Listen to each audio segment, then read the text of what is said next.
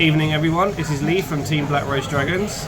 Today we've got a very special deck profile for you. It's one that you guys have been hounding this player for the last week, ever since YCS London. It is the Gate Guardians. So Kev, please tell me what were your matchups over the course of the YCS London and how did you fare with the deck? So I faced round 1 Labyrinth, which I won 2-1. Then round 2, like everyone saw my match against Evil Twin Sprite. That's why we're doing the deck profile, because everyone saw it on stream. Yes. Round 3 I faced Sword Soul that I lost to. Round 4 I faced where's it gone? Evil Twins with Toad, pure kind of pure. I won that one. Then round 4 it was Heroes that I lost unfortunately in time. Round 5 was another Sword Soul that I managed to win. I don't know how, but I managed to win it.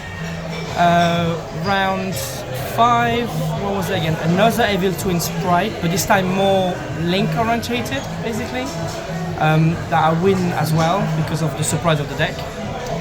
And the 2 last round, I think it was Labyrinth again and another Evil Twin Sprite, but Runic this time, and I lost both of them. Cool. So yeah. So how consistent was the deck? I mean, the only time that I break and I draw 2 pieces, I still managed to put up 2 of the big one on the board, and I can't remember if it made me win, but the deck never like bricked and I was not able to play a card. It was always playable no matter what it is. So when I lost, it was always like either my opponent had better cards or was just luckier than me, basically. That's all. Cool. Okay, so let's have a look and see what you were playing. Yes. Sorry, we split up the group. Thank you.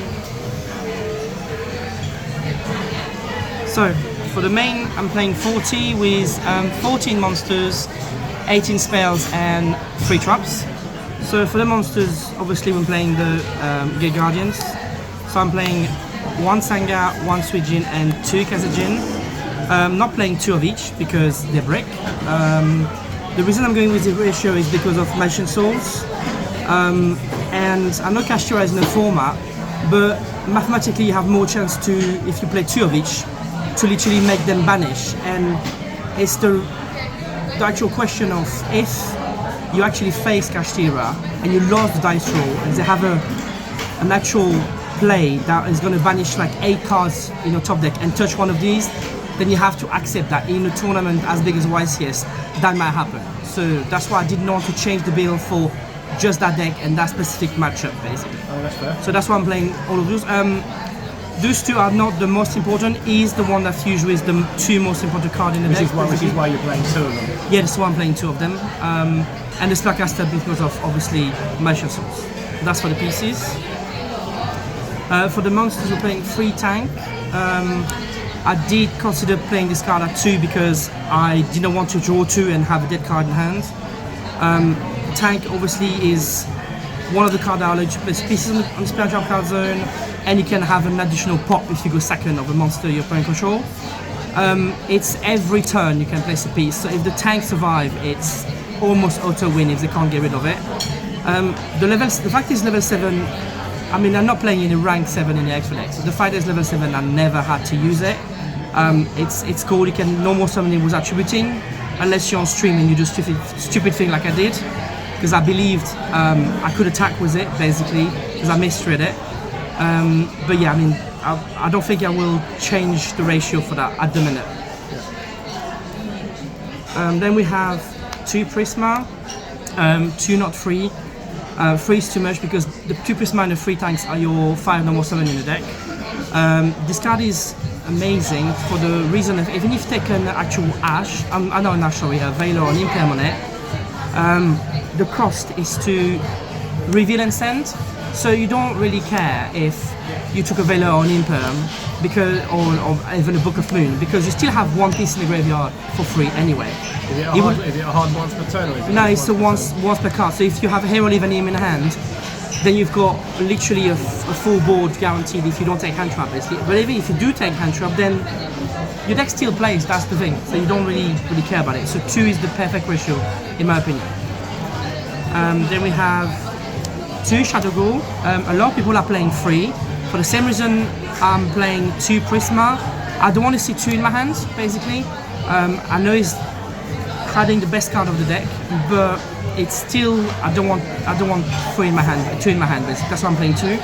So you discard it, you have the field, and the Grave Effect allows you to protect any of your monster. It doesn't need to be a Gate Guardian from destruction. So it's a really cute effect when people are actually trying to beat someone over, for example, or trying to go to Zeus if they can go to battle phase. It's really, really cool card and cool effect. Makes sense. Overall. And then we have obviously the 2 Mansion Souls and the Illusion of Chaos for the Soul package. So it's 2 Souls, 1 Illusion of Chaos and 2 Preparation of Rites. I tried 2 Souls, 2 Illusion of Chaos. I tried with 1 Soul, with 3. I tried every ratio possible. Sorry. The actual best ratio for me was this one. I did try Soul Harvest as well to avoid taking Imperm or Ash, and I was like, this is adding another brick to the deck that I don't want to draw again, basically. So I decided to not go with it, even though I tried and I tested it. So that's the best ratio. This is ditching your Kazajin, and this is allow you to discard any other card or an extra field if you have another one, to draw extra cards. And taking an Ash or a Veil or an Imperm on this, it's actually worth it, because most of the time the card you discard is something like a second Hero Leave or one of your actual Gate Guardian spell trap card that you don't care because they have an effect in graveyard, and you want like card like Fusion Deployment or your field to resolve instead, basically. So that's the best ratio for me. And that's it for the monsters. Now for the spells, we're playing 3 field. I mean, this card is not hard once per turn, is once per card. So every turn you can place a piece from anywhere but the graveyard to your spell trap card zone. Passive effect, protect any of your monster being attacked by monsters that are not level 5 or higher, which I did forget in the stream as well as the judges. And then at the start of battle phase you can pop a monster with 16 less defense, which is a reference to the actual Shadow Ghoul from the anime, basically. So really strong card, because people, they read the card and then they forgot about the actual restriction and the limitation on the attack, and that will just, that gave me a game because of that reason. A full sprite board tried to battle phase and I was like, no, you can't attack, basically. So they were like, past turn really, because they could not do anything. So yeah, it's 3 and not other numbers. Hero Leaves obviously is 3. It's one of the few cards I'm allowing to extra draw. If I draw 2 in hand, I was like, it's the risk of playing so powerful card. You know, everyone knows that card. Pay half your weapon, special summon Prisma from your deck, and you just carry on from there. There's nothing else still with the card, and 3 of that and 2 Prisma is the correct ratio. Same for this card. I spend a lot of time thinking I should only play 2 for the same reason. I don't want to draw multiple of them. But the card just giving you an actual body on the board that at the minute in the meta, Sprite can, a 2500 Sprite can't get over this. It's really bad for them. They have to spend so many resources to get over it. So I decided to just keep the consistency and play 3 of them, basically. Yeah, makes sense. Now for my tech card, I'm playing 3 Broil from different dimensions. So I know a lot of people think the card is gimmick and the card I should play at 2. I will consider it at 2, maybe in a future build, and it's still to improve the deck anyway. That card gave me so many wins. Sometimes I drew discard 1 PCs and 2 cards that was able to play like a field or a tank, and now allow me to actually summon 3 times the big one or 2 times the big one. Now if you have a normal hand and you have this in your hand, that allows you to go and extend into your Wind and Thunder, your Water and Wind, and then you play this to guarantee your big one. Basically the extender, because somebody's run the same strategy with Mizuki's. Yeah, basically it's just, so literally this card summons the big one after you've made your mini board, basically, so it's free. Playing 2 pre-prep for the actual Illusion of Chaos Mansion Souls package, yeah, that's correct, so nothing to say here. Makes sense.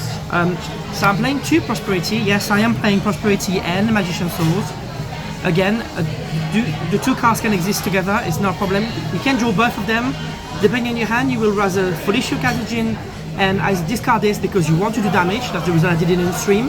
I didn't want my damage to be in half because I don't want to Sprite another turn, because if I give them another turn with 1 card, they can come back basically, and that's really annoying. So That's why I discarded, but you can just always play it if you need a powerful card first, and that bait the Ash or anything else first before your makes sense, core card, basically.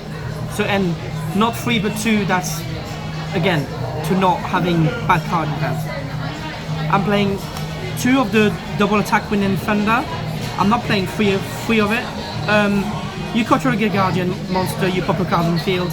This effect is not once per turn, so you draw 2, they're playable, but they're only playable if you have a hand that can actually play, which is why I'm not playing 3, and I'm only playing 2 of them to keep the deck a bit like modulate against, you know, threat, basically. And in the graveyard, you can banish it to recycle any of your PCs from anywhere to your hand. So with Magician Sword, it's a good card to draw, but I will not go more than 2. Yeah. Then for the meta cards, for the last one is obviously Terraforming, nothing to say. That give me the actual count to my field to 6 cards instead of, 5. Now against the meta, because the deck doesn't break board easily, I decided to go with the 2 Moon, 2 Eclipse, and 2 Evenly Match. Why not 3 and 3, for example? Again, for versatility, because if you go first, for example, you've got less chance of drawing your Evenly Match, which is useless. Again, you've got Magician Swords, but if you don't draw Magician Swords, you still have a card that's there and thinking like, what am I doing with it? Yeah. So it's just versatility. I did resolve Eclipse and Moon multiple times, again on the stream as well. And even though my opponent drew like 3 or 4 cards, because my monsters are so big, I was able to just clear the board and push for game anyway. Exactly. So that is 6 slots that can change depending on the meta. And for the last card of the main deck is 1 Jiragumo, Prey of the Jiragumo. I'm only playing 1. It's a cute card. You special summon them, and on the same column you can pop a monster. So usually you place that in an extra column zone to pop any link card against Mathmech, basically, or the first monster sprite put on the board, which is really strong. And she has the same effect, banish from the graveyard and add any of your pieces. The reason I'm playing 2 is bricky. It doesn't have anything to do with strategy if you don't have Magician Swords in your hand. So I'm even considering cutting this card off if I find something better. And that's for the main deck. Now for the extra deck, it's really simple. We're playing 6 big monsters, which are 2 Linkuriboh, 2 Linguriboh, and 2 Anima. Why 2/2/2? One answer, Kashtira. That's the only reason I'm playing this. I will play something else if Kashtira was not here. Just for the sake of it, I have to play 2. So Magician Swords obviously is the reason I'm playing those 2. You're going first or you're going second. This is your options basically. And this is against the if someone is knocking you into Ibli. There's, as simple as that. And keep it simple. And then for the rest of the deck, we're playing 2 of each small fusion. So this is your spell card negator that you're gonna go a lot on it in your first turn because you don't want to take every match. This is your extender. I'm going a lot against him. That's why I'm finishing Sanga for him. I will not play less than 2 of each of those ones. Now this one is the one that people used less, and I did use it once or twice. And the fact that you can just move 2 monsters attack points to 0 in a quick effect, stop your opponent to just killing you basically. But I might just move to only 1 of them. But again, Kashtira is in the format, you need to keep your extra deck consistent at the minute. These are the effects are not once per turn, they're once per chain. So this one is once per chain, but that's the only one. This one is once per turn per card, and this one is once per turn. There's twice per turn, sorry, but not per chain. This one can be chained like the big one, basically. Just so people are going to want to know what they're... Yeah, the only thing is, if people try to kill this deck, is you have to get Evenly Match and Book of Eclipse in chain, but still they're going to leave me with 2 cards on the board to chain to that effect. So it's really a lot. And they all float, obviously. So if I take Kaiju Lava Golem, I summon one of the pieces that made them, which is strong. And obviously, star of the show is the Combine that obviously the stream commentators love. It's like It's ABC Dragon. It's 3,750. Not a lot of they can go over it. It's so big. Is this also once per chain as well for a game? No, this one is not once per chain. This one is as much as you want. So you can get 2 Book of Moon and then play them, like on the stream. You can. That's the easy one to make because you can banish from the graveyard or your hand on your field. So drawing some of the PCs sometimes help you to just achieve him. And then when you leave the field by any means, you can summon any of the pieces. So sometimes people think this is the problem, and then once they get rid of them, then one of them appears, and they realize they're in more trouble than they were to start with. And that's it. That's the extra deck. Now for the side deck, we have 3 Ash Blossom Enjoying Spring. Which is standard procedure. So I personally do not like that card. I never liked it, but because of branded, I have to play. It's just the card is too good against branded, and it's still a general good card going second anyway. That's the reason I'm playing. I'm completing my sets of each book and every match in case you need to go. move, to go second. As simple to have more consistency going second. Exactly. That's it, and to keep the ratio of cards I can take out. Cyclone, I never had to side them in this. I mean, when I sided them, I never saw them against Labyrinth, for example. I mean, maybe not the best choice, but that's what I thought. It's more standard against like Runic. You can banish their fountain, so they can't recover their resources. Yeah, pretty much, but not a huge help for my deck. Barrier, standard procedure, especially Kashtira's running around. And then branded as well, obviously. And then the card everyone obviously is Skill Drain.